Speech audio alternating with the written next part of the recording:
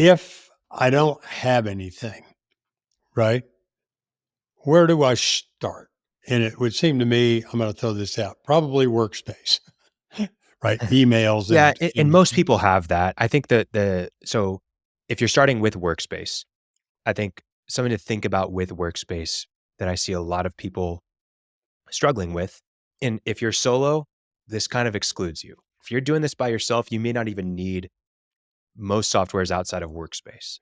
But if you want to leverage your team, if you want to leverage systemizing your business and you want to build a profitable business that works without you, you're going to have a organized and legitimate tech stack, right? So we're excluding the solo guys out there that are just in a truck doing the jobs themselves. Sure, you've got an email and you've got a phone.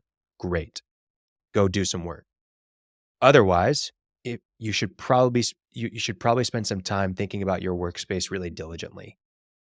If you're to make the most out of your workspace, don't just use a free account. Don't just go to Gmail and create an email. Don't just go to outlook.com and create an email. Actually purchase a business license.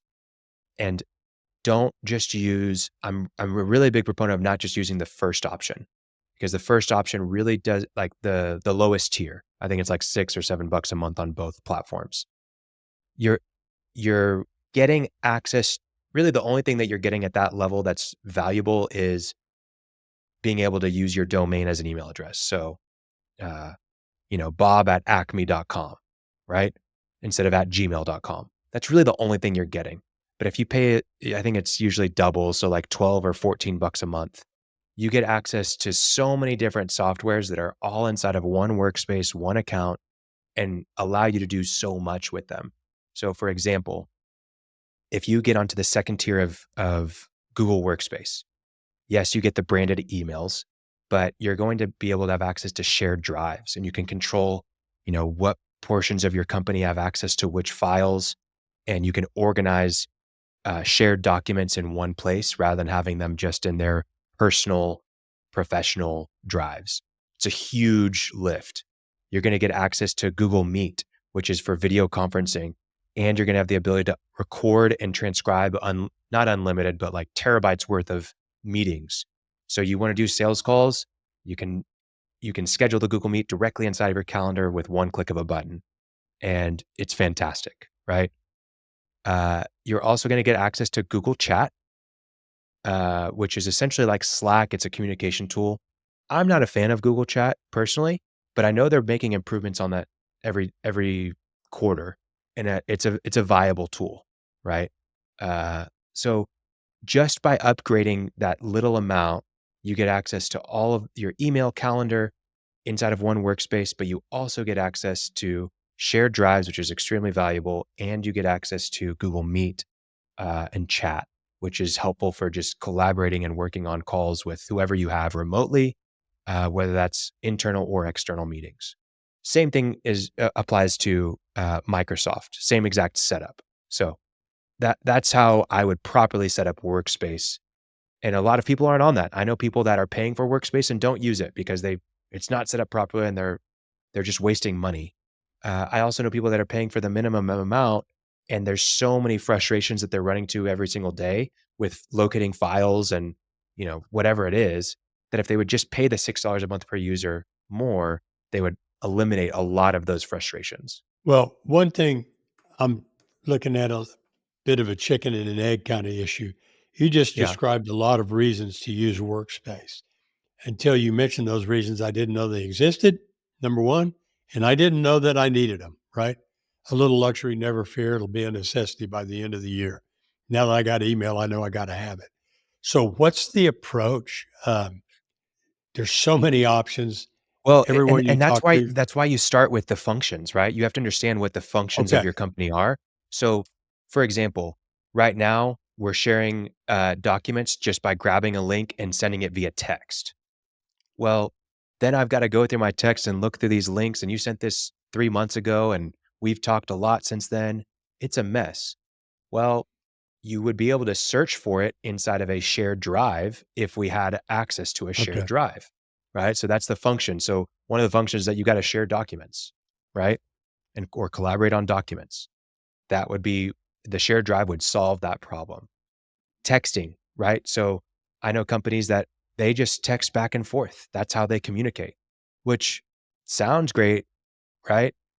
It's convenient, but it's also not organized and only one person can see at a time, or you're in a group chat where there's so many other types of messages. They're not very searchable. And if that person decides to leave the company or whatever, you can't control the messages that well. But if it's inside of something like Slack, for example, okay, well, now we can have coordinated channels. If we add someone to the channel, they can see all of the history. It's not just the messages that have been sent since they joined. We can start to search our files very easily across channels. We can have different access levels.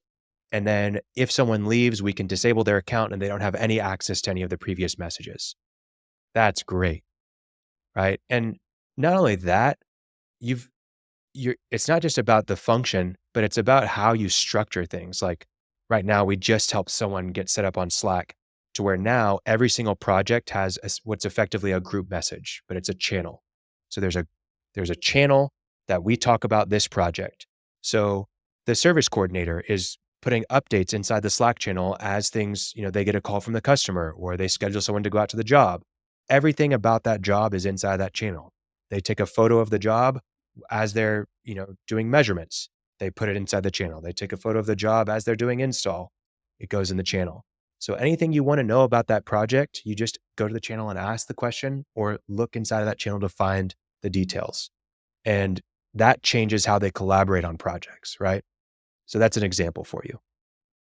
Yeah, and that's really good. And it sounds to me like there are some first principles here, understanding what you need and why you need it. And you Yeah. may or may not understand that going in. You're going to Yeah. make a lot better decisions if you do. And that's partly the purpose of today, is to kind of Hmm. discuss some of these things so you can decide them. But that's kind of the guidepost that why do I need this? What do I need it Hmm. for? How would it help me? And then I have my why and then I can decide. Yeah. And really, a lot of times people aren't taking the approach of what do I need holistically. Usually a problem comes up, right? And then they go and do a little bit of research and they find a tool for that problem, but they're not thinking about how it plays into the bigger picture. And so they go and they sign up for Zoom when they were already paying for Google Workspace and Meet's Right. already included in there.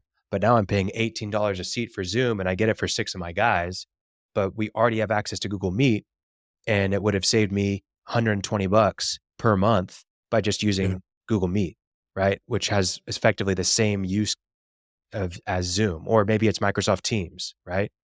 And literally, I won't say their name, but I know a company that currently pays for Google emails. And so they have Google Workspace, but then they use SharePoint from Microsoft. So they all have Microsoft accounts. And then they also pay for Zoom.